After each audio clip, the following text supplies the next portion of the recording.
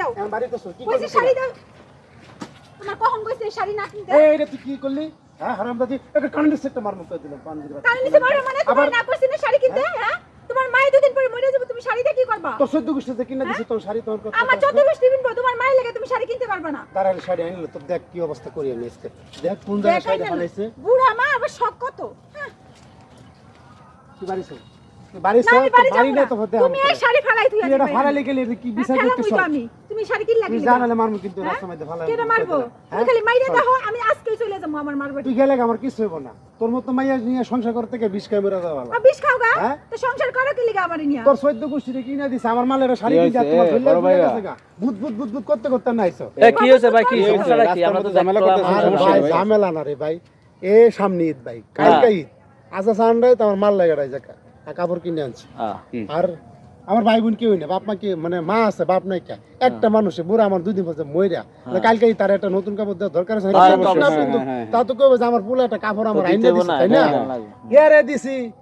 ওর মারে দিছি বাপ ভাই বোন যা আছে ওর ভাবি টাবি সবাইরে দিছি তখন কোনো প্রতিবাদ নাই হাসি মনে যা মার্কেট করে আনছে না হলে 50,000 টাকা মার্কেট করে দিছে তখন কোনো প্রতিবাদ নাই আর 500 টাকা শাড়ি আনছে আর জইল্লা ফুইরা শেষ মানে আপনারা আপনার জন্য শাড়ি কিনছেন কেন এটা সমস্যা এটা নিয়ে গঞ্জ আমি ফালাইতে মারামারি লাগছে রাস্তায় আপু এখন দেখা যায় আপনার শাশুড়ি বৃদ্ধ মানুষ দুদিন পর মারা যাবে এখন ঈদ আসলে সবাই নতুন জামা কাপড় পরে আরে ভাই আর মাই হচ্ছে বুড়া মানুষ আর শাড়ি বুঝাই করে আমার শোকেছে একটা শাড়িও পিনদে না এর লাগি আমি কইছি যে শাড়িটা কিনো না হ্যাঁ আমার কথা শুনলই না আচ্ছা ভাই আমার মা বুড়া ঈদের সামনে দেন লাগে দুদিন পর মরে গেলে ভাই আমার কথা বুঝেন দুদিন পর মরে গেলে এই শাড়িগুলা কি আমার মা কবরে লয়ে যাইব ভাই এই শাড়িগুলো তো তোরে থাকো তুই তো কিনবি তাই না এখন ভালো শুনেন এটা থাকলেও দেয়া লাগে এটা হইছে সবাই নতুন কাপড় পরে ঈদ আসলে এগুলা সবাই আনন্দ মনে বুঝেন না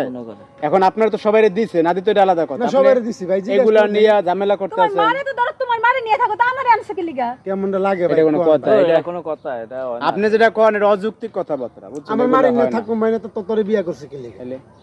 তোর কি কোন কিছু আবার রাখছিস তোর আপনার তো যা চাচ্ছে সব দিচ্ছে তাই না তাইলে আর সমস্যা এখন এখন আপনার তার আমার শাড়ি দিতে সমস্যা কোথায় এটা বলেন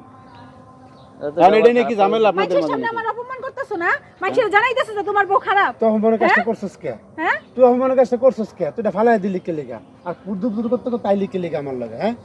এটা খারাপ করছেন ভাই ভাই না এটা তোমার মারে নিয়ে থাকো আমি জায়গা আমার বাপের বাড়ি আরে এটা কি বলেন তো আরে ওর মত মাইয়া মানুষ নিয়ে থাকলা ফালতু মহিলা মেয়ে দেখছেন ভাই শুনেন প্রত্যেকটা সংসারে একই অবস্থা বুঝছেন এই যে আজকে যে বিষয়টা আমরা দেখলাম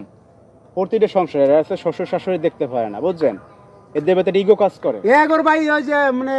শ্বশুর বাড়ির লোকজন দেখলে ওর জলে আর বাপের বাড়িতে লুকাইলে খুব মজা লাগে বাপের বাড়িতে বাপ মা আসলে কয় ভালো বাজার করবা ভালো খাওয়াবা ইলিশ মাছ কিনবা